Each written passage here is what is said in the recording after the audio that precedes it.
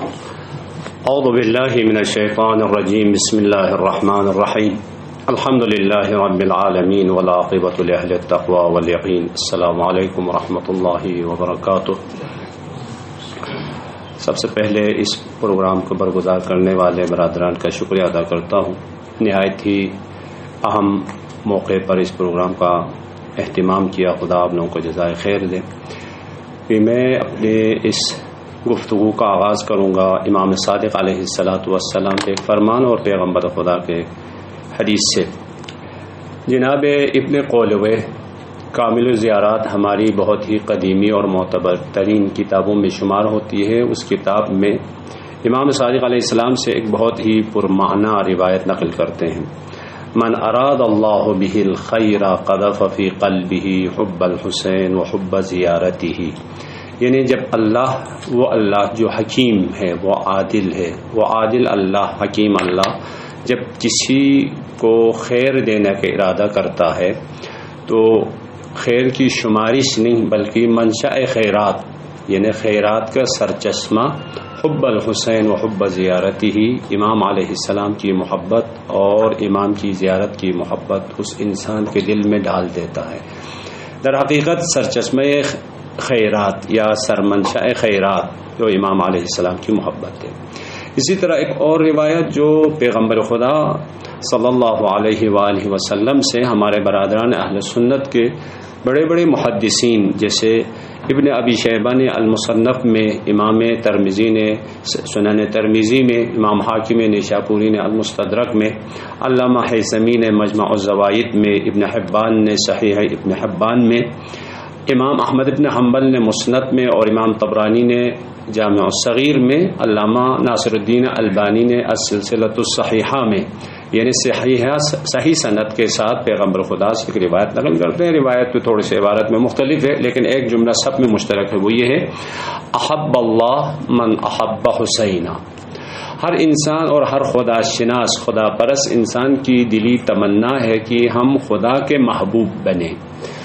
تو پیغمبر خدا جو حبیب خدا ہے اس نے طریقہ ہمیں یہ بتایا کہ احب اللہ من احب حسینہ، یعنی حسین سے محبت کرتے جائیں، آپ خود بہت اللہ کا محبوب بنیں گے.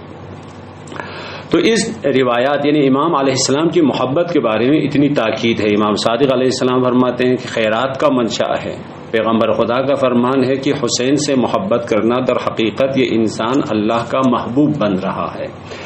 اسی کے تناظر میں ہم اس اربعین کے حیرت انگیز اجتماعات اور اس کے جو اثرات و نتائج ہے اس کو ذرا دیکھیں گے. پھر اس کے بعد اس اربعین کے دوران ہمیں کن موضوعات پہ زیادہ توجہ کرنے کی ضرورت ہے، چند ایک نکات آپ کی خدمت میں عرض کروں گا.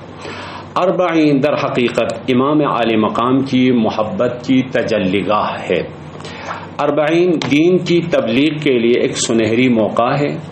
اربعین دینی تعلیمات اور الہی ثقافت کی ترویج اور نشر و اشاعت کے لیے ایک بے نظیر و بے ہمتا میڈیا ہے.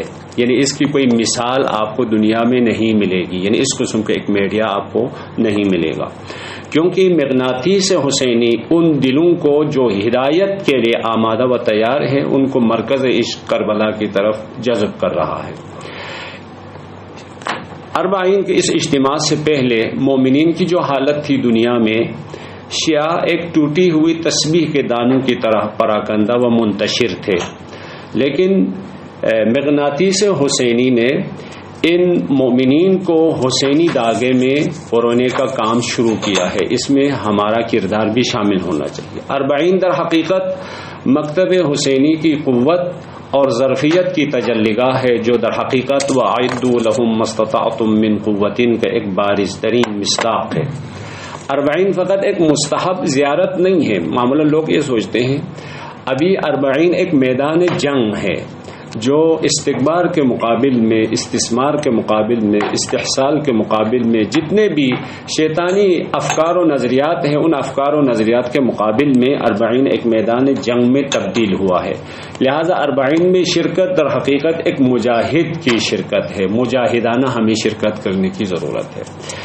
اب آ جاتے ہیں ہم دوسرا نقطہ کہ ان اربعین کے ان ایام میں یا اس اجتماع میں اس میدان مبارزے کے اس میدان میں، جنگ کے اس میدان میں ہم کن موضوعات پہ زیادہ توجہ دیں. تو 40 کے سلسلے میں 2 زیارت متن ہمارے پاس موجود ہیں.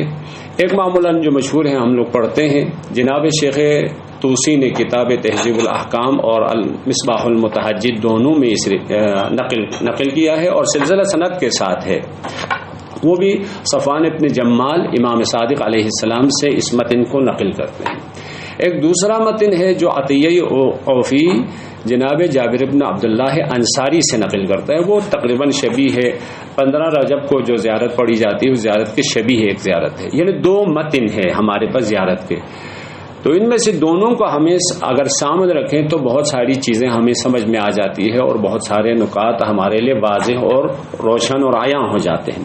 ان میں سے سب سے پہلا نقطہ یہ ہے، 40 کے ان ایام میں امام اور امامت کی جائگاہ اور اس کی منزلت کی تبیین اور اس کی تشریح ضروری ہے. خود اسی متن زیارت نامہ جو ہم پڑھتے ہیں امام صادق علیہ السلام سے نقل ہوا ہے اور شیخ طوسی نے جیسے ہمارے 2 معتبر کتابوں میں اس کو ذکر کیا ہے. مثلا امام کے بارے میں کہا جو تعبیر ہے، ولی اللہ، حبیب اللہ، خلیل اللہ، نجیب اللہ، صفی اللہ، اس قسم کی تعبیرات ائمہ ہدی علیہ السلام سے ہمیں ملتی ہے. یا اعطیتہ مواریث الانبیاء، یعنی امام علیہ السلام ایک ایسا امام ہے جو تمام انبیاء علیہ السلام کی میراث کا وارث ہے. اور اس کی تفصیل دوسری جو زیارت ہے یا دوسرا جو متن ہے اس میں ابتدا اس طرح سے ہوتی ہے، السلام علیکم یا آل اللہ. پھر اس کے بعد ہر نبی حضرت آدم سے جس زیارت وارثہ میں ہے، آدم صفی اللہ کے وارث ہے، نوح نبی اللہ کے وارث ہے، عیسیٰ کلیم اللہ کے بھی وارث ہے، ابراہیم خلیل اللہ کے وارث ہے، عیسیٰ روح اللہ کے وارث ہے. یعنی تمام چیزہ انبیاء کا نام لگے کہتے ہیں تمام انبیاء علیہ السلام کے وارث ہے. یعنی امام در حقیقت تمام انبیاء الہی، اولیاء الہی کی میراث کی حفاظت کرنے کے لیے قیام فرمایا ہے. کربلا حقیقت میں انبیاء الہی کی میراث کی حفاظت کے لیے ہے. پس 40 کے دوران بھی انبیاء الہی علیہ السلام کی جو میراث تھی اس میراث کی طرف توجہ کرنا نہایت ضروری ہے. دوسرا نقطہ خود امام علیہ السلام کی مظلومیت کی تبیین ہے. کبھی کبھار ہم مظلومیت کو ایک غیر منطقی کہیں یا غیر مستند طریقے سے بیان کرتے ہیں.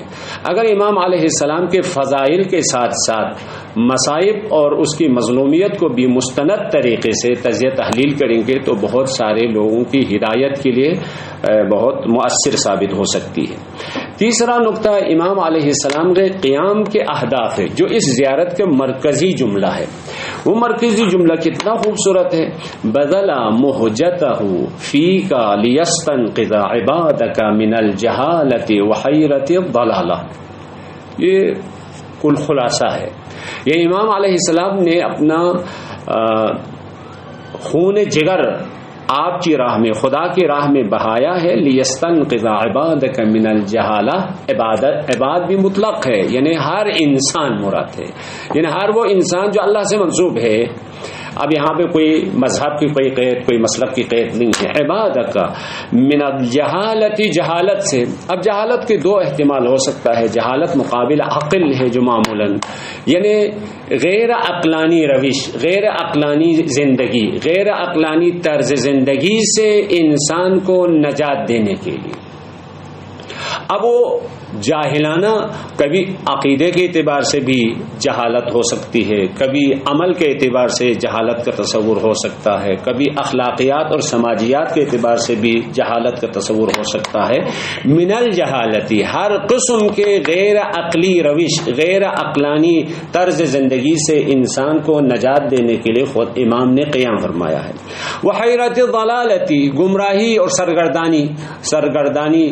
آپ انسان کی زندگی میں جتنے بھی شعبے تصور کر سکتے ہیں، سیاسی ہو، اجتماعی ہو، معاشرتی ہو، عائلی ہو، اقتصادی ہو، ان تمام شعبوں میں انسان سرگردان و پریشان ہے. اس کے لیے اپنے لیے کوئی معصوم رہبر نہیں مل رہا ہے جس پہ اعتماد کر سکے، مطمئن ہو، اطمینان نہیں ہے. بس اس حیرانگی سے، اس ضلالت سے، اس گمراہی سے نجات دینے کے لیے امام علیہ السلام نے قیام فرمایا ہے. بس ہمیں بھی 40 کے ایام میں اس نقطے کی طرف توجہ دینے کی ضرورت ہے.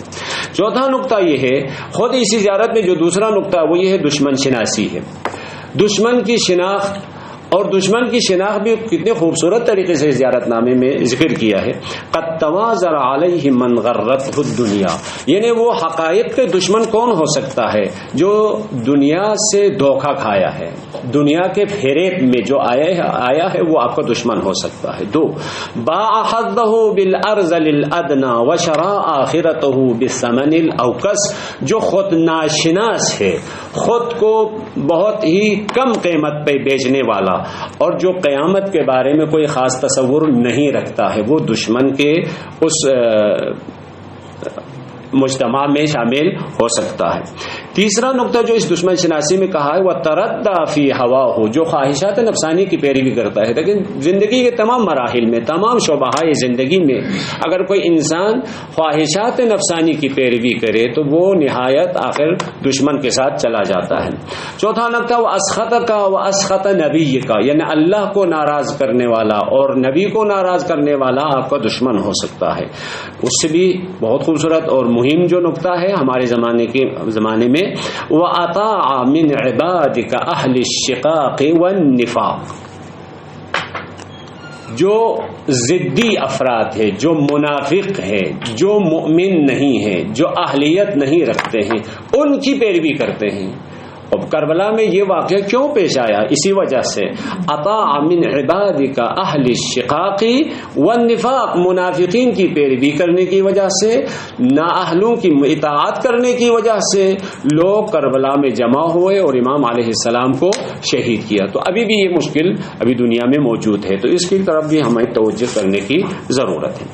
5واں نقطہ انسانی و الہی اقدار کی تبیین ہے، کیونکہ ہم معمولاً نظریاتی طور پر ہمیشہ الہی و انسانی اقدار کی تبیین کرتے رہتے ہیں، کم و بیش بیان کرتے ہیں. مثلا صبر کرنا اچھا ہے، پائیداری اچھی ہے، استقامت اچھی ہے، اس قسم کی باتیں تو کرتے ہیں، لیکن عملاً آپ کر کے دکھائیں.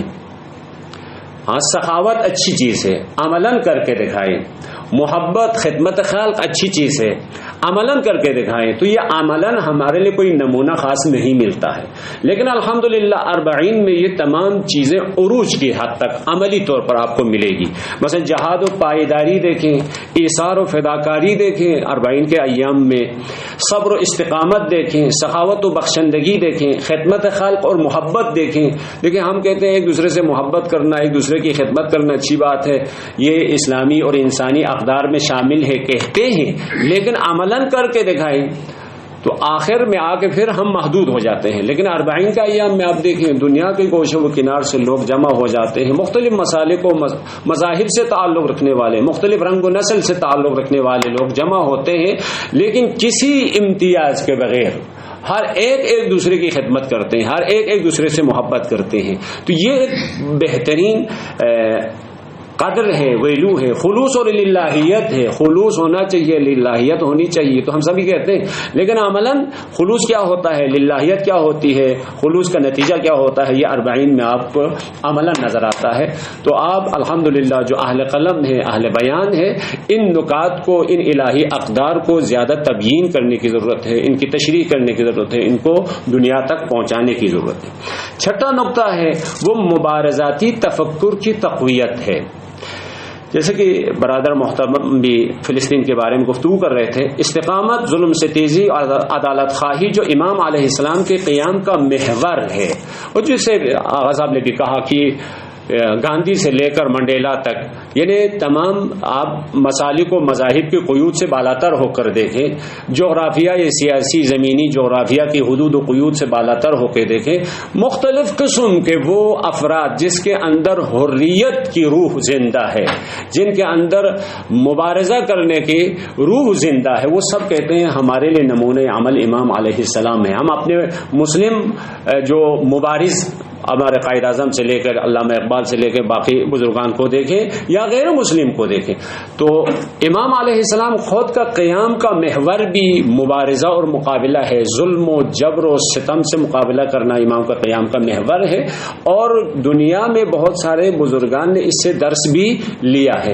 اور اس کو زیادہ پررنگ کرنے کی ضرورت ہے، اس کو زیادہ تبیین کرنے کی ضرورت ہے، اس کی تشریح کرنا ہماری ذمہ داری ہے، اس کی تقویت ہماری ذمہ داری ہے۔